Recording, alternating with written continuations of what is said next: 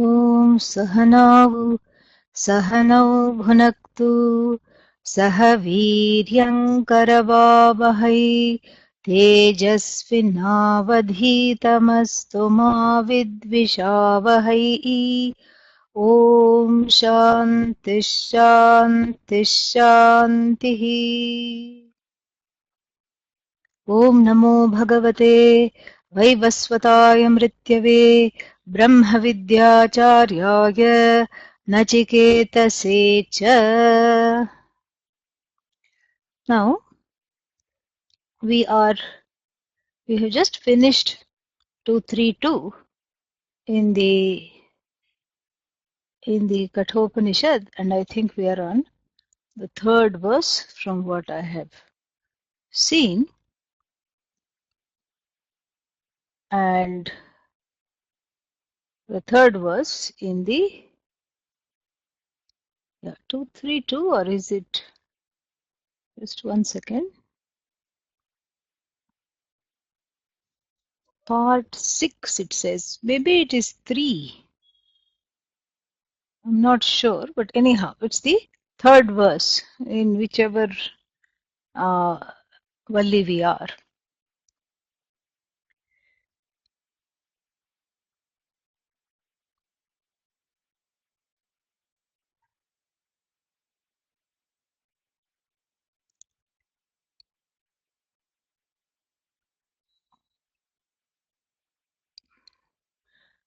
भयादस्यादग्निस्तपति भयात्तपति सूर्यः भयादिन्द्रश्च वायुश्च मृत्युर्धावति पञ्चमः. This is the verse, and very beautiful, and it's very resonant of something we have studied, and I quote often in the Taittiriya Upanishad. It's the exact same thing. The word bhaya here is replaced over there by a different word, and that is bhisha. Bhisha, same thing as bhaya. What does bhaya mean? Bhisha. What does bhisha mean? Bhaya, of course. What do both of them mean? Fear. Oh, yes, that's what it is. No? Bhaya means fear. Bhisha also means terror, fear.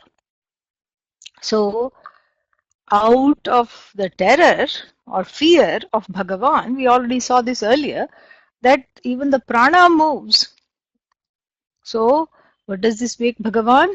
The original, the first terrorist. Yeah, in whose presence everybody quakes, you know. That's that's got that kind of a thinking is has an abiding presence in the Abrahamic traditions. You know, God loves you, but be careful.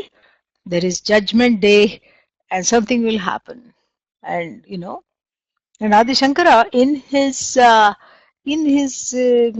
bhashya talks about this very nicely. He says, you know, it's more of an overseer. We have to understand the word bhaya more in the sense of an overseer of sorts. And overseer means what? You know, like when the cat is away, you know, mice will play. Correct? Yeah. And so if you have an office environment and the supervisor is missing or has gone away, then it will be a little more lax. People will procrastinate. Maybe some of them will come late. Some of them won't come at all and say that they are working from home when they are not. And, you know, like that.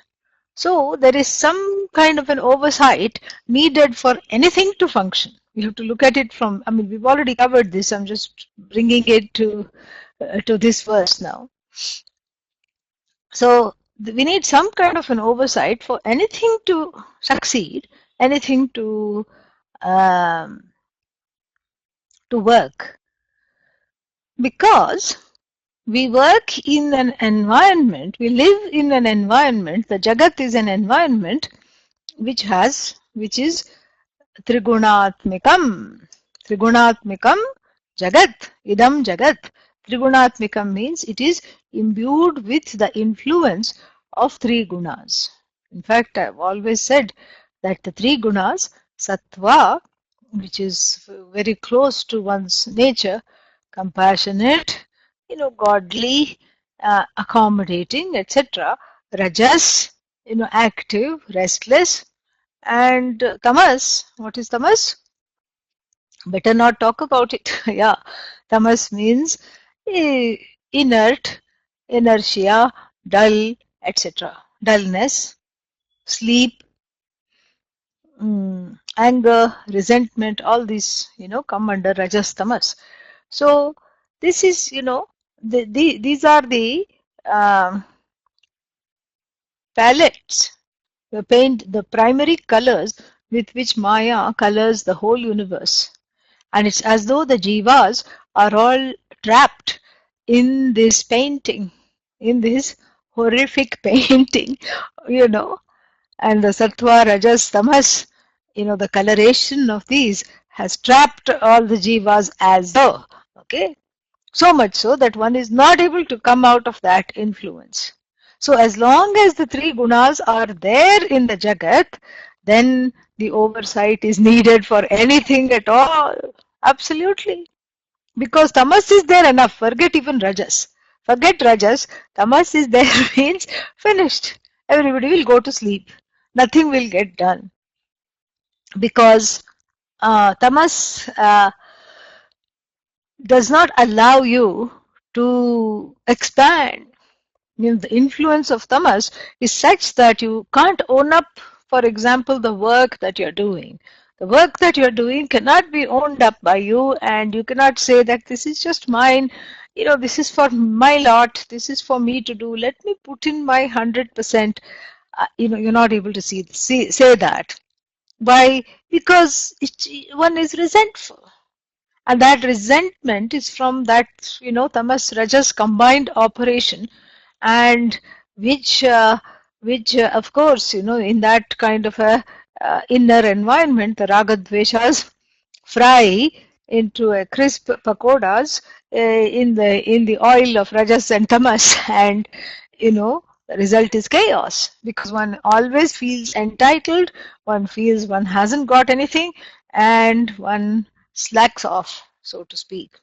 Slacker, that's the whole thing. And so therefore, in any organization, whether it's a university, whether it's a corporation, whether it's some kind of a enterprise, even a non-profit, it will have some kind of a chain of command, and there will be somebody sitting at the top. This is our understanding of how things work. And you cannot get away from that as long as these three gunas are there and people are under the spell of rajas and tamas. You cannot do that. How about making everyone sattvic? Keep on dreaming. That's all. Because it takes lifetimes to come to that level of sattva. To be able to follow dharma takes many lifetimes. To be able to override the raga dveshas some more lifetimes. To be able to grow in accommodation and compassion 100 lifetimes at least. So who has the time? So therefore, as long as the three gunas are in place and they are the ones, as it were, trapping all the jivas into and bringing out the worst in everyone, this kind of a chain of command is very, very essential. And so, from the standpoint of the masses, this is how things work. You go to work because you have a deadline. You go to work because the boss is coming. You go to work because, you do whatever you need to do because somebody is there watching and has got the sword dangling over the head. And that sword here is mentioned in the last verse, which we just saw, 232, as Vajram Udyatam Udyatam khadgam, whatever it is. Khadgam is sword. Vajra is also a thunderbolt. So like a raised thunderbolt. You can imagine that, squiggly line showing lightning, and that Vajra is a ayudha. It's a celestial ayudha means what? Weapon. It's a weapon that that can strike, that Indra uses. A lightning bolt, thunderbolt. And so it's like he's got this weapon. Who now? Bhagavan has borrowed this weapon, and Bhagavan is standing over the heads of all these people. And in the last verse, the prana itself and is telling prana what to do. This is kind of a scary scenario, but must be understood as as how the Paramatma, without doing anything, allows the functions to take place. Just like the boss in the company, without doing anything, allows everybody to do their jobs. The mere presence of her or him is enough for things to move slowly and systematically and be very functional and nice. There is no rush. There is no uh, riding roughshod over other people's rights, and there is no cutting corners. Nicely, everything moves. The boss has to just come to the office. He may be playing some game in his or her cabin. She or he may be playing some game, or updating their Facebook account. Doesn't matter whatever they are doing, but still the presence itself is enough. They don't have to be part of the day-to-day operations. The presence itself is enough, and that is how Adi Shankara takes it, in the sense of all the forces, starting with prana, pay obeisance, and they do namaskar to Bhagavan, as though, meaning that they are not independently going off and doing their own things. And so this, um, sufficiently squashes all this many god, two god, three god, many god problem in the Hindu tradition. Because otherwise what happens, you have Vayu god, you have Prana god, you have Indra god, you have Yama god, and so we have so many gods. This is what is said. So many gods, so little time. And this squashes all those kinds of possibilities, because there's not one God, two God. In fact, there is only God. And this Bhagavan is manifest as the Jagat, and manifest also as the laws of the Jagat, including the order of karma, the law of dharma, etc. And from the standpoint of the ignorant one who is trying to gain this knowledge, this is a metaphor that can work. It's like Bhagavan is not doing anything, but the mere presence of Bhagavan allows things to take place according to the sankalpa. Saha akamayat, so kamayat, bahusyam praja yeti, like that. So that sankalpa of Bhagavan to uphold the Jagat and to allow the Jagat to be, that itself is enough for the Jagat to run exactly how it should be running. This is what the whole thing is. And so therefore what? Therefore, your prana also, even though you may think I am in charge of breathing, you're not. It has a certain order. When the breath comes in, when it goes, oh, but then what if I hyperventilate?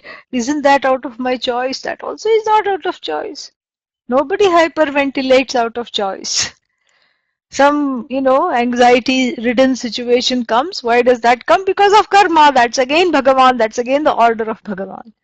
And so this metaphor is taken further in the next, verse, which I just read. Vivian and half Chris. Where is the other half of Chris? Huh? So that's very intriguing. Okay, let me find that verse. everything here is on the screen, so give me a second. Here it is.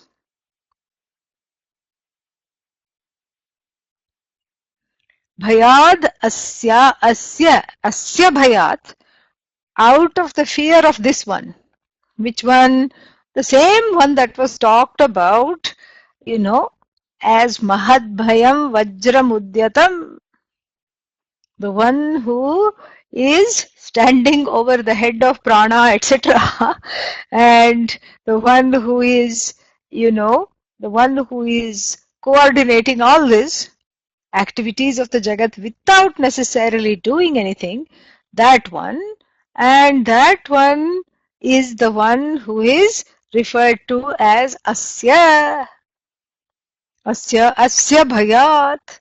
From this person's fear, out of the fear of this person.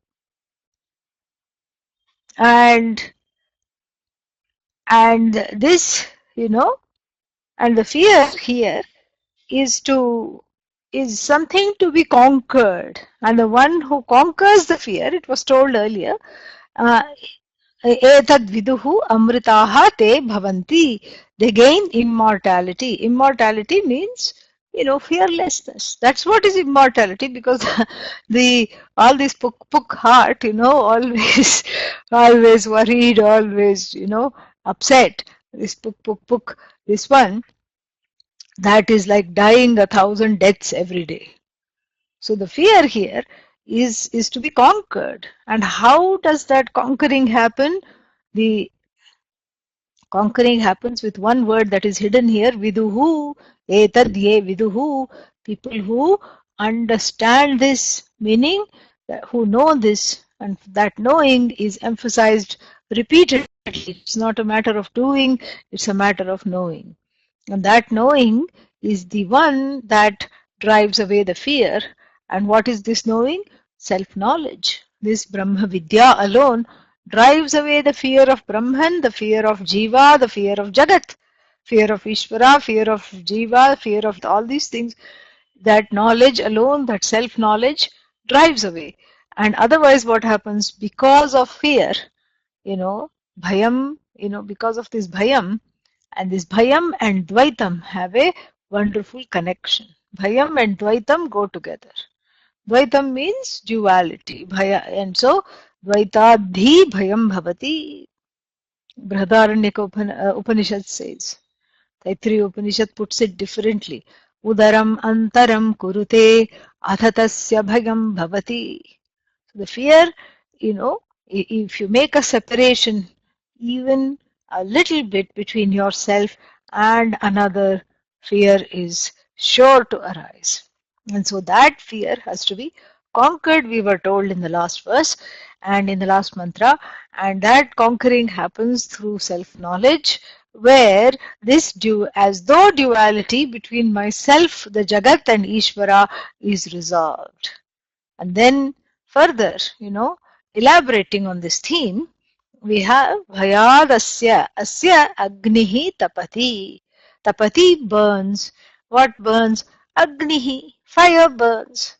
So fire doesn't burn on its own, it's as though in deference. So the word Bhaya, we have to take it as deference. Out of deference for the laws of the five elements, in keeping with the laws of the five elements, out of deference for those laws, as though respecting those laws, the fire burns. Bhayat tapati surya. One more thing burns. What is that? The sun also burns. In fact, it's burning itself out, we are told. So the sun also burns. Solar flares, flare-ups. So out of the same deference for this being, Paramatma, for Parameshwara, for Bhagavan, out of the deference for the laws manifest of Bhagavan, and it's as though this Agni, Vayu, Surya, etc., they are all what? They are all like minions, helpers, assistants, so to speak. And just like in the office, the assistants, bow to the rules of the company and the master, etc. Here also, same thing. Bhayad tapati suryaha. The sun also burns as though out of deference to the order that is Bhagavan, that is manifest as Bhagavan. Bhayad indrascha vayuscha.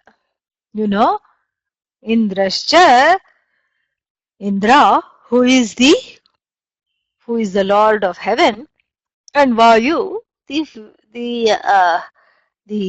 wind, they also bow in deference to the Lord's commands or the order that is manifest as the Jagat.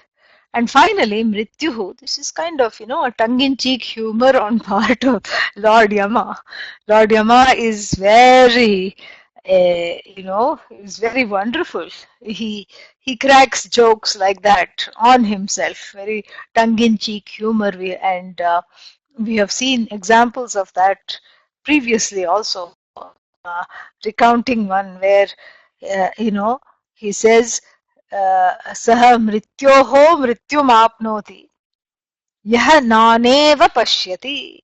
Usually we say we go from birth to birth because rebirth is what is, talked about. But here Lord Yama says the people who have a commitment to multiplicity and duality and who keep seeing many in the place of one repeatedly because they don't gain this knowledge, life after life, what do? Samrityoho mrityum apnoti. They go from death to death, not from life to life.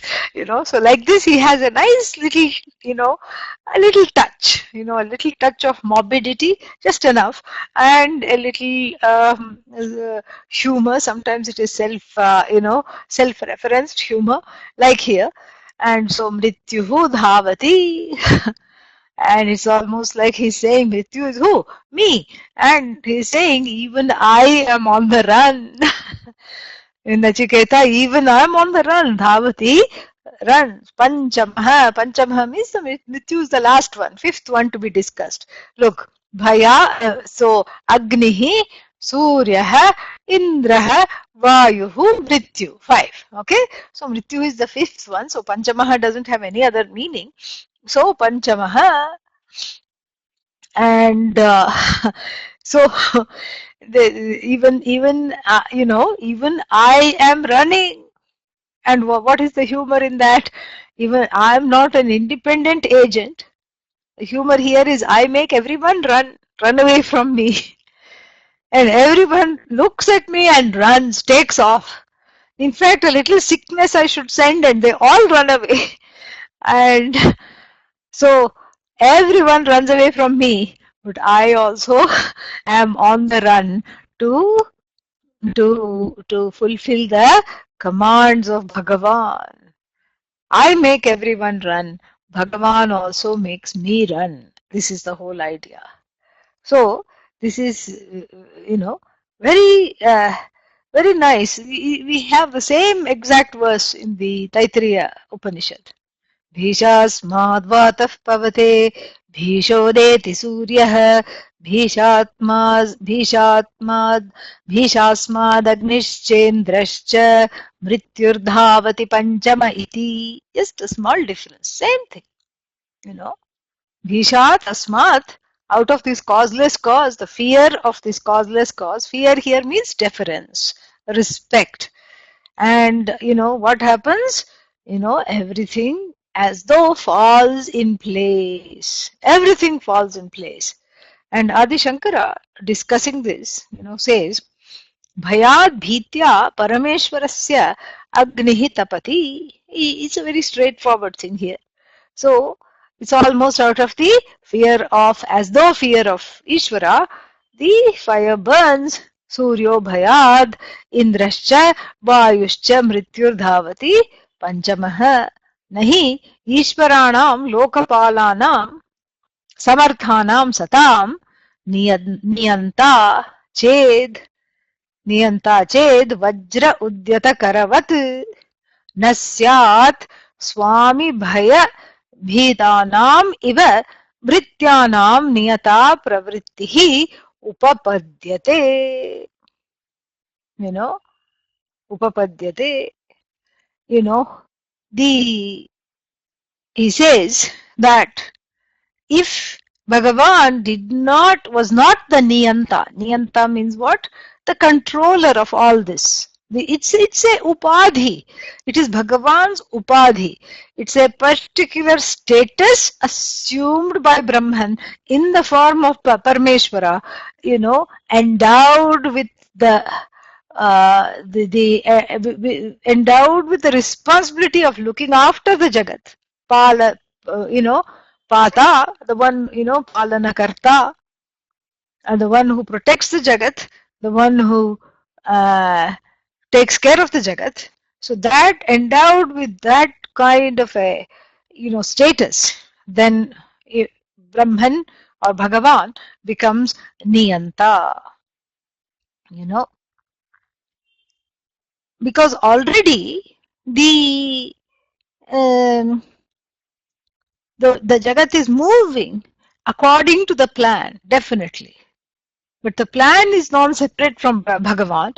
In fact, Mrityu, Vayu, Agni, Surya, Indra are also non-separate from Bhagavan. But here, because we are talking of this, this particular metaphor of the king and the subjects, or of the servants and the master, etc., that is why we are talking of an assumed responsibility of Brahman vis-a-vis the Jagat, of the Niyanta, the controller, the ultimate controller, the absolute controller.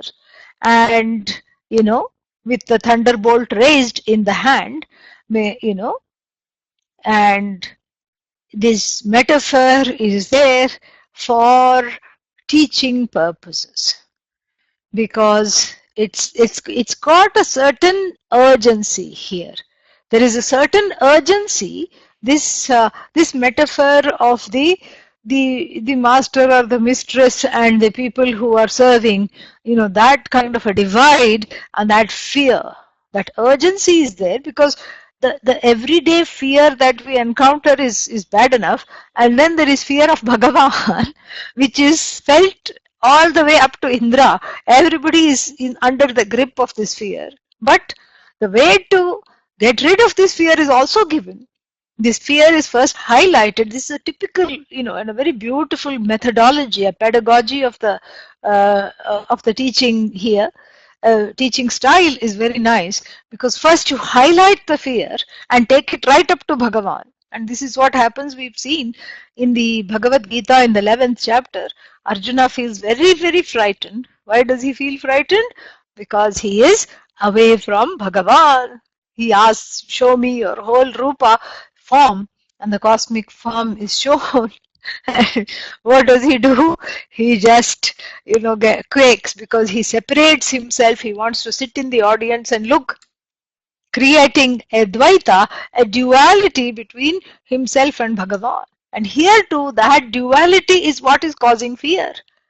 That duality even Indra has, Agni has, Vayu has, and all this was already shown in the Kathopanishad. Even they had to study. Haimavati Uma had to come and teach Indra, and the first female teacher in the Upanishad. And then Indra then taught Agni and Vayu, and then they all got enlightened and they all became venerable, and we look upon them as the foremost people or entities, devas, who gained Brahma Vidya, and they are at the head of the parampara, like that Kenopanishad says. And so really speaking, it doesn't matter if you're some kind of an exalted jiva with punya extraordinaire. That exalted jiva means you can go to Swarga and eat bonbons. That's all. But you don't even need to eat there. You have to just smell it and you're full. So you smell some nice, aromas, and then you're full. You don't have to eat. Oh, why don't I have to eat? Because then there is no possibility of indigestion. Think of all the nice things. You can never overeat. And you just keep on inhaling all these aromas, and you're satisfied.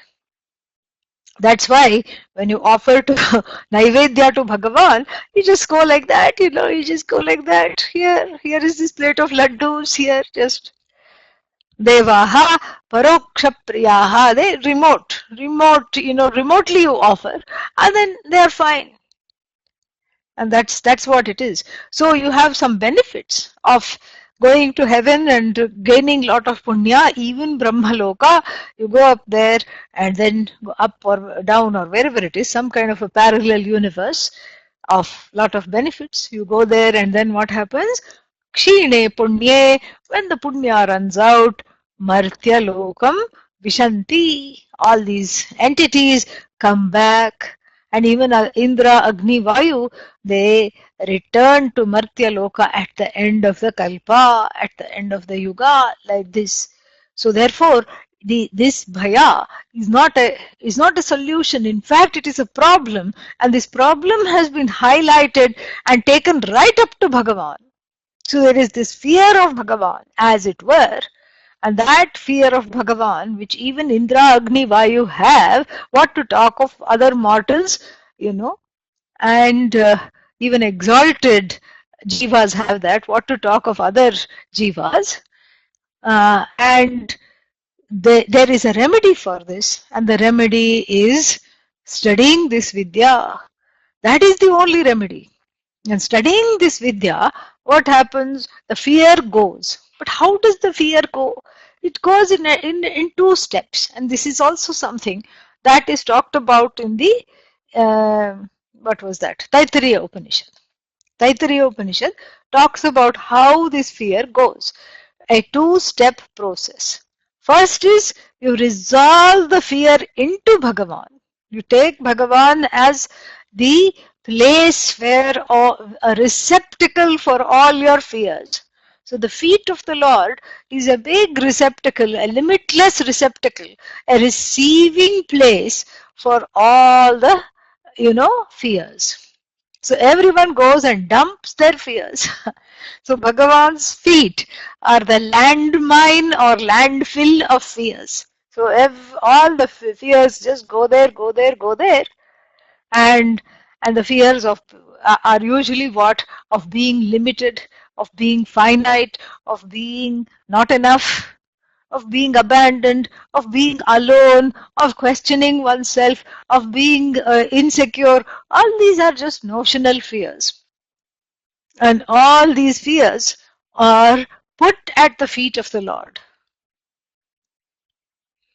Anando Brahmanam Vidwan na bibheti kadachaneti. This is the first level of the resolution of the fear, because when the limited individual entity goes at the feet and surrenders at the feet of that which is limitless, when the limited surrenders to the limitless, what is left is only the limitless. The limited is absorbed in the limitless. So, this is something, it's the first level of the resolution of the fear. And so, how to do that? You have to become a bhakta. You have to remint yourself as a bhakta, as a jignasu bhakta. And then what happens? The bhakta who is committed to knowledge. The bhakti is there, and the commitment to knowledge is also there.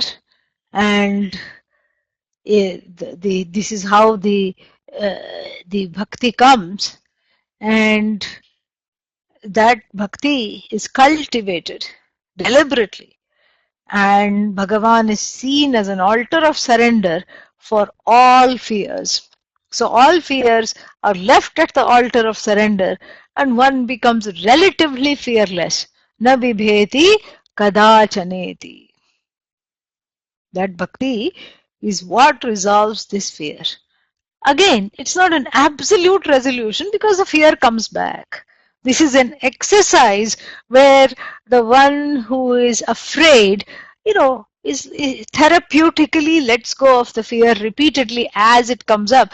As it comes up, as it is brought up, you go to the feet of the Lord mentally or physically, whatever, and then you let go of the fear.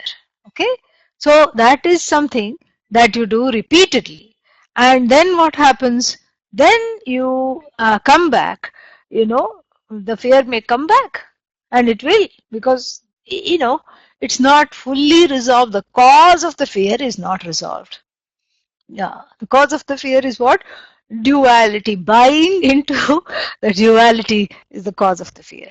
And that needs to be resolved. And if that's not resolved, it will come back again. It will come back and bite. And so the next step is to resolve that fear, that, the cause of the duality. So that's the second step, resolution, and that resolution is absolute, and the cause of the duality is resolved when one becomes a committed student of Vedanta. Otherwise, one is fit to be committed. So, if one is not committed, one is committable. That's that's what it is. The difference is between insanity and sanity, really.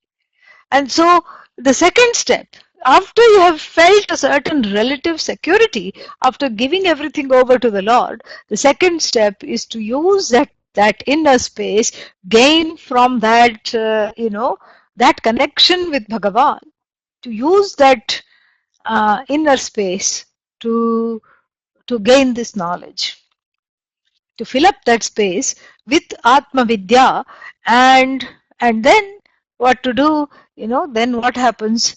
Then the cause of the fear is taken off, uprooted. Visharati avasadayati, the Upanishad herself does that. Removes the cause of the fear entirely, giving way to absolute fearlessness.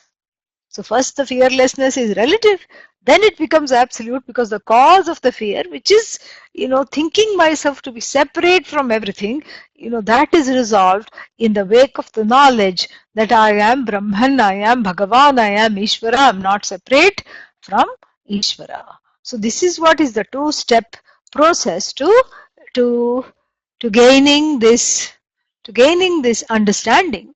And therefore it is, it's a very precious way to look at it.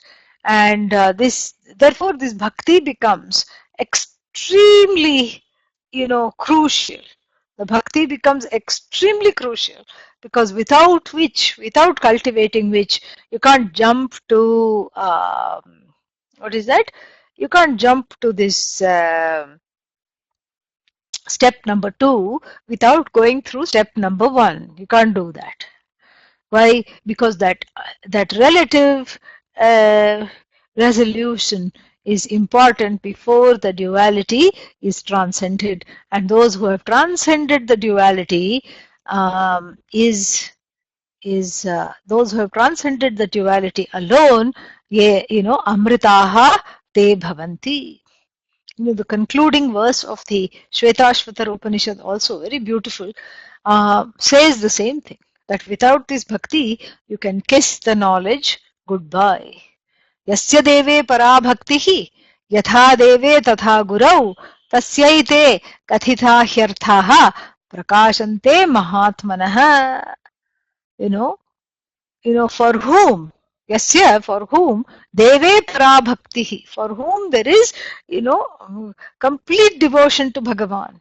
Yatha deve tatha gurau, and just as they are devoted to Bhagavan, they are equally worshipful and devoted to the Guru. Tasya, tasya ete, for them alone. Who are these people? Mahatmanaha. To these Mahatmas, to these exalted, evolved jivas. For these Mahatmas, kathitaha arthaha, that which has been taught. Kathitaha, told, taught. Arthaha, it's not enough to gain the teaching, but to assimilate the meaning of the teaching. Yeah.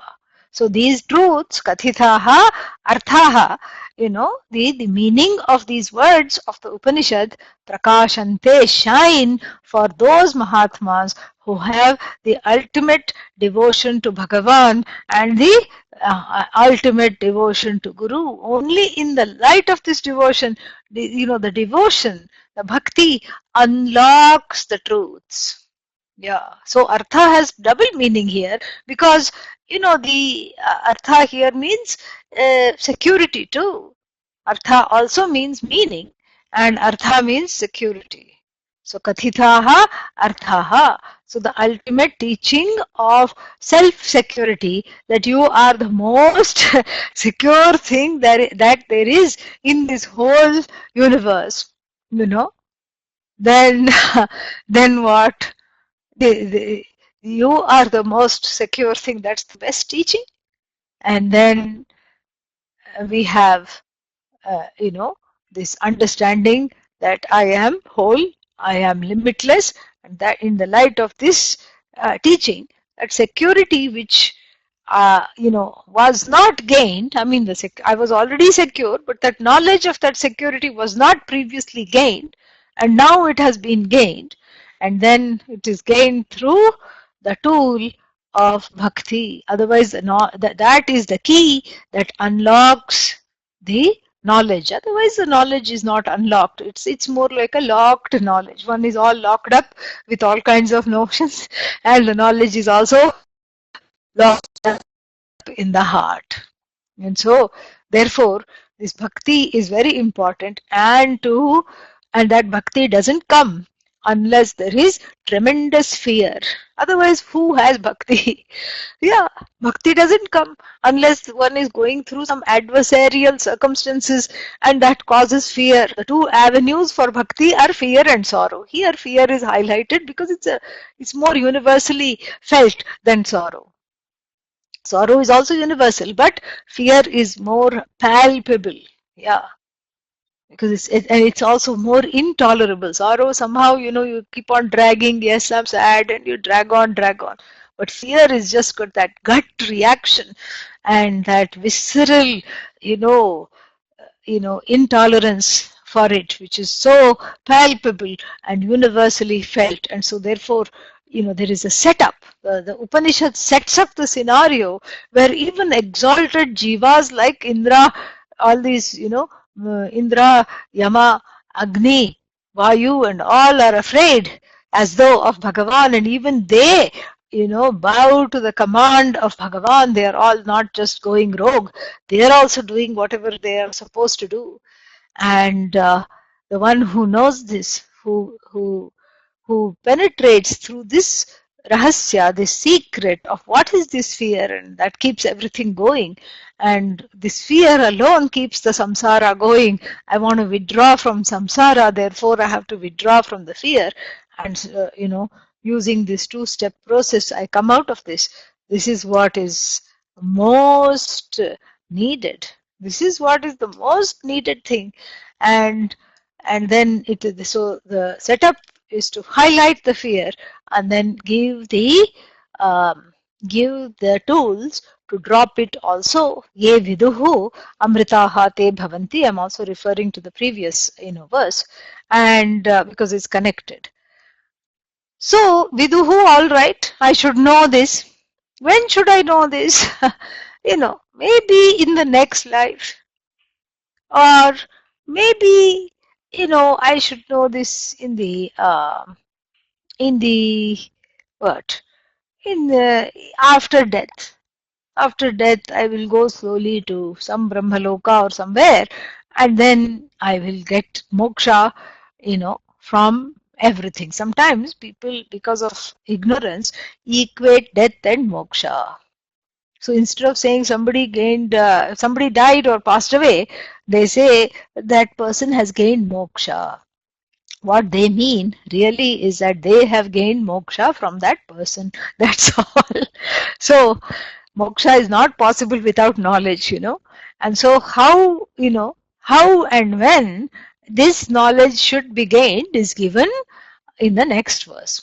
Iha ched ashakad bodhum प्राक् शरीरस्य विस्त्रसः ततः सर्गेषु लोकेषु शरीरत्वाय कल्पते.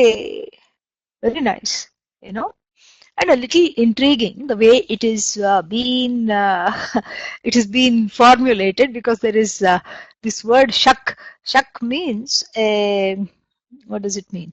It means possibility. It means can. What one can do. That's what it is. So ability, possibility is called the dhatu is called shak. Fifth conjugation. Shaknoti. It should be ashakad. Here it is given, but actually it should be shaktah. Either you take past passive participle, or you take the present tense, simple present tense, shaknoti. But ashakat, here some kind of a funny past tense is chandasam. It's a poetic license of the Vedas. So iha ched, while iha means here. Here means where? Here means where? Right here in this class? Yeah, that's one meaning as we are reading this, as we speak, right here, right now. But actually it means, what that iha means is given little later, you know, prak sharirasya vistrasaha. Prak sharirasya vistrasaha. Visrasaha, prak sharirasya. Prak means before. Sharirasya of the body. Visrasaha falls. Before the fall of the body. In other words, that becomes very clear now. Before one gives up the body, one has to see if you can understand this. Iha chet. If. Chet means if. Iha chet, and we have to take ashakat as shaknoti or shaktah. So iha chet shaknoti, bodhum shaknoti. If one is able to know. If one is able to know when prak sharirasya visrasaha, before the slippage, this visrasaha comes from srams, sras, and which becomes srams, and sramsati, slips, We saw it in the first chapter of the Bhagavad Gita. Gandivam samsrate hastat. So this sams, and so slips. The Gandiva slips from my hand, Arjuna says. So this srams means slips. So prak sharirasya visrasaha means before the slippage of this body, before one slips out of this body. And the Upanishad is very polite because, as we see, especially with these medical advancements in all fields of medicine, hardly anyone slips out of the body anymore. It's more like linger, because there's all these things to keep one going. In a way, it's good because all the prarabdha karma assigned for this life is gone. You don't have what is called shishta prarabdha. Shishta prarabdha is some residual prarabdha hanging around, is not there. So, prak sharirasya visrasaha, before the slippage of this body, what happens? If you are able to know, iha chet shaknoti, if the person is able to, bodhum, to understand, from buddh to know, bodhum, to know, infinitive. So, shakat bodhum, if one is able to know this, when prak sharirasya visrasaha means asmin janmani eva, in this life itself, while embodied. No, but why should I have a body to know this? Because the guru doesn't teach pretas and bhutas, okay? Yeah. Meaning, the guru cannot teach hanging entities. But how do you know that when you teach the entities are not hanging around? They may be hanging around, but the thing is they are not receiving, they are not capable of receiving this knowledge. For this knowledge, you need, you need a body, you need a mind, you need to be able to be sit and do shravanam. And with Preta Sharira, what is Preta Sharira means? A kind of a sukshma body which the jiva crafts for itself after death.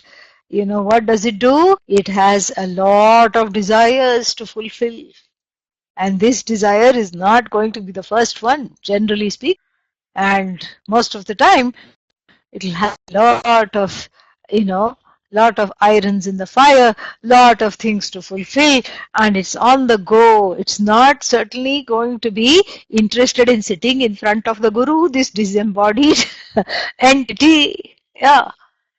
And so it'll just rush off and it will be trying to fulfill desires. In fact, it will be trying to gain another body to fulfill the desires once it finds out that it's not able to fulfill those desires.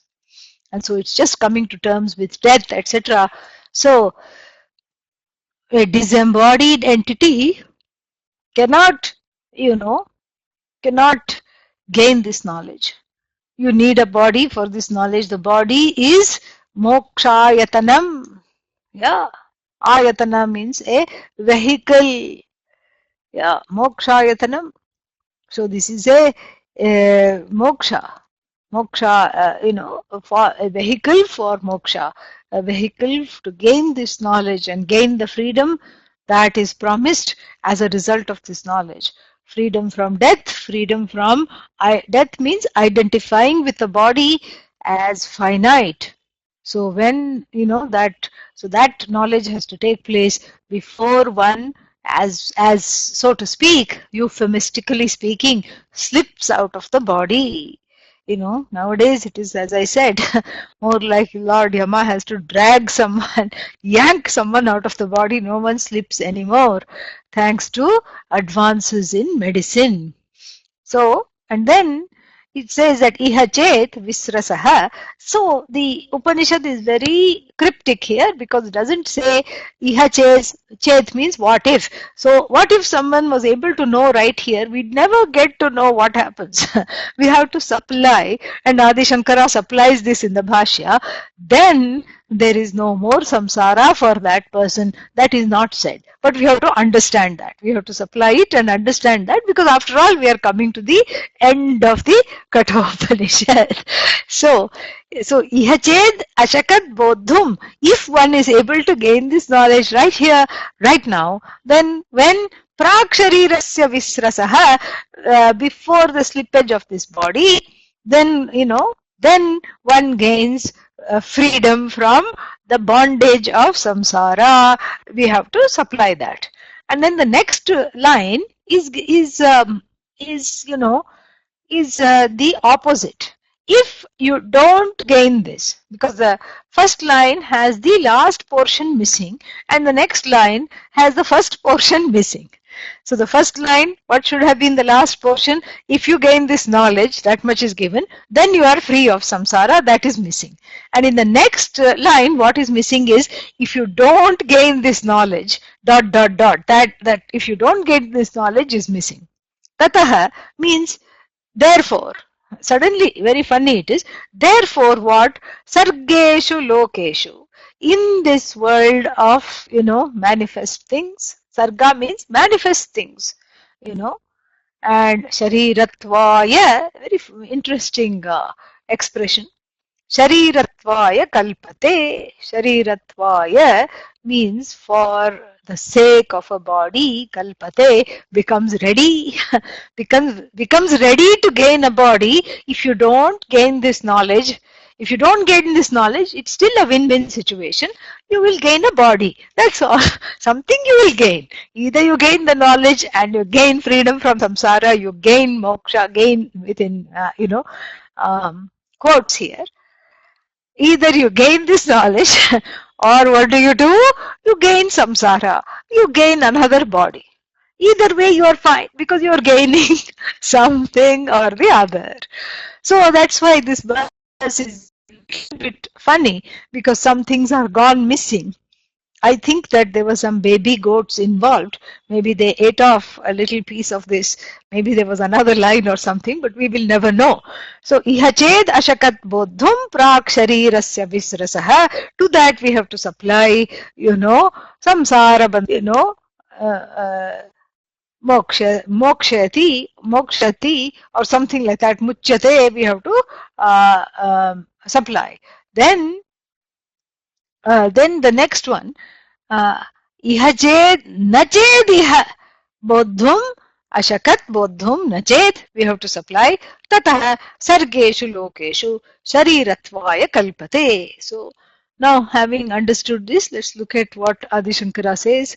Iha jivan eva. Immediately he brings jivan mukti, jivan eva, while alive. Ched yadi ashakat. Ashakat, he says. Ched means yadi, if. Another word, synonym for ched is yadi. Yadi ashakat, he says, shaknoti or shaktaha, you have to take shaknoti.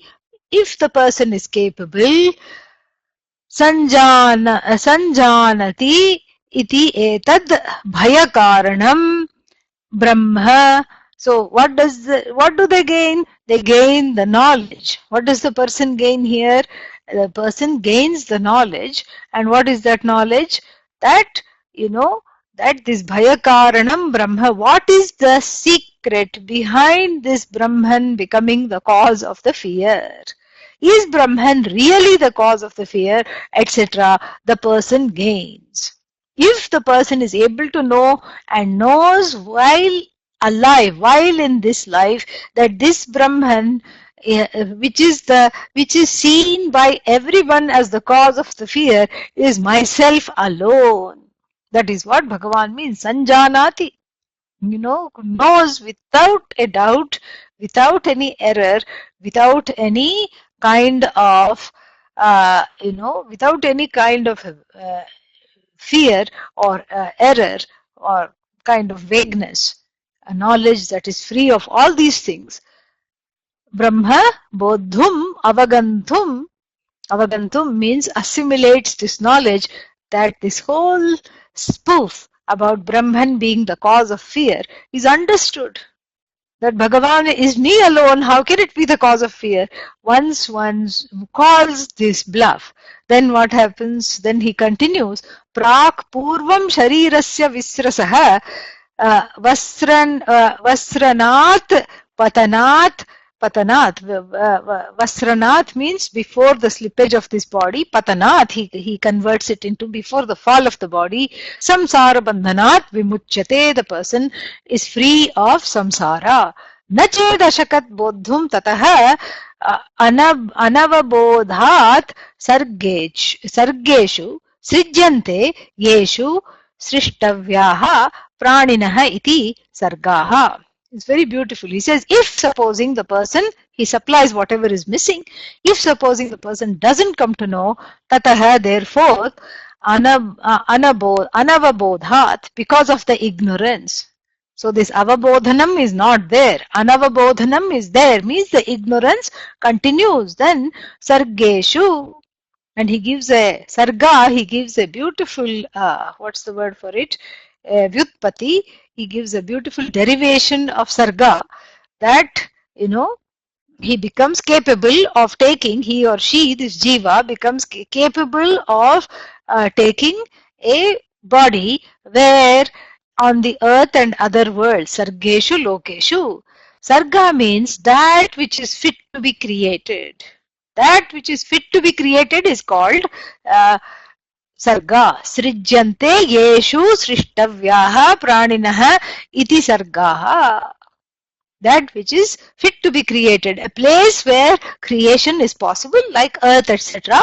Prithivyadayaha lokaha. In these kinds of various lokas, teshu sargeshu lokeshu sharirattvaya sharirabhavaya kalpate. Samartho bhavati, becomes fit, capable of gaining another body. Shariram grinhati, takes on another body, ityarthaha. Tasmat, and here is a warning from Adi Shankara, Tasmat Sharira Visranat Visranat Prak Atma Bodhaya Yatna Astheyaha. Keep the effort going before the body falls away. Don't wait for the body to fall away to gain this knowledge, because without this body there is no knowledge.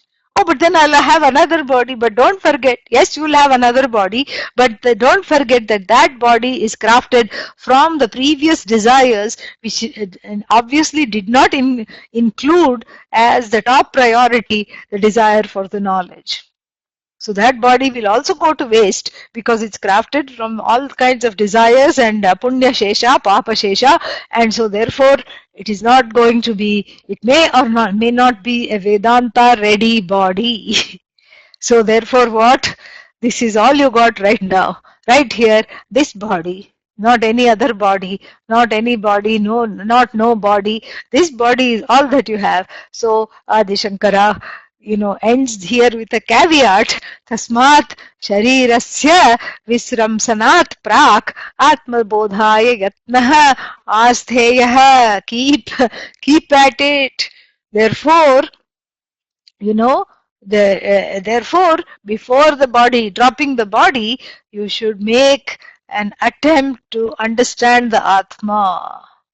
Because and he, in his introduction to the next mantra, he says that dushprapah anyatra lokantareshu, this knowledge is very difficult in other places. Even Brahmaloka, it is very difficult, because Brahmaloka is not for everybody to go, very difficult to go. And so this is all that you have right now, and this is, you know this is the situation. The situation is right here in front of you, very, very clear. Gain the knowledge right now, or else or else what? Dot dot dot. We don't have to supply the dots all the time, we've already seen. So right now, what are you waiting for? What is there? Oh, maybe I'll have a better Upanishad. All the Upanishads are one and the same. Maybe I'll have a better teacher. All the teachers are also one and the same. Maybe some differences may be there. So maybe I'll have a better body.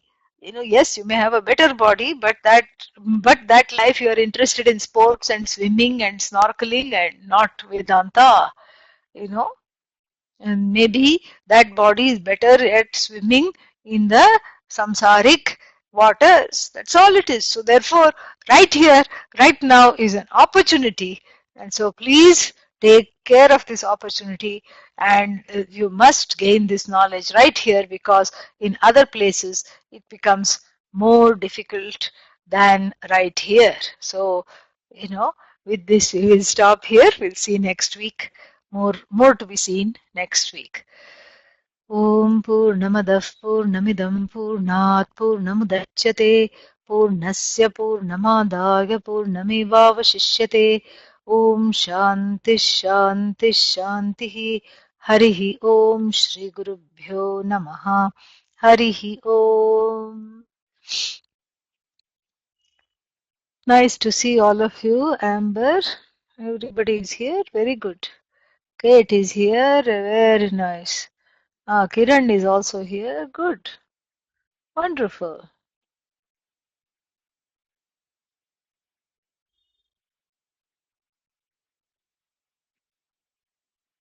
Yes, Sheila, thank you for coming. Om.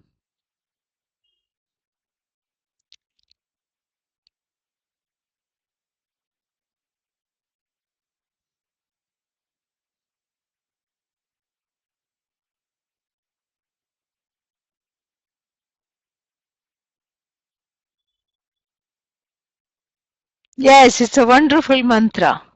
Now is the time. Yes, don't wait.